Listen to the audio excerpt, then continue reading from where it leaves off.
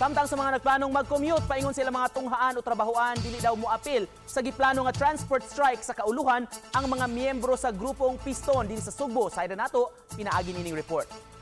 Mato ni Greg Perez, coordinator sa Piston Cebu, dili sila mo apil sa transport strike karong Lunes.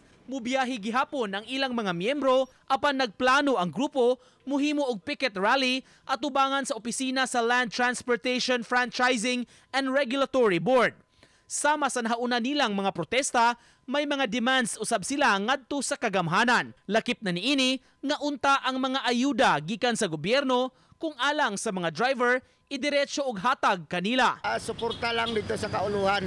Pero dili sa transport strike kundi matawag na to picket rally. Sa issue sa PUV modernization ug pagpa-phase out sa traditional jeepneys, matod ni Perez, maglisod ang ubang drivers niini. Labi na nga to mga gagmay nga operator nga walay kakayahan sa pagpalit sa mga bag-o nga mga unit gikan sa gawas. Na may mga faktor gud nga masulod sila sa utang, ang labas sa utang, imbis nga wala na sila utang, masulod na noon sa utang ang ato mga operator.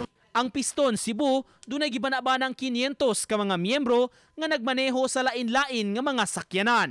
Uban ni Edward Tubilan, Nico Sereno, GMA Regional TV Live.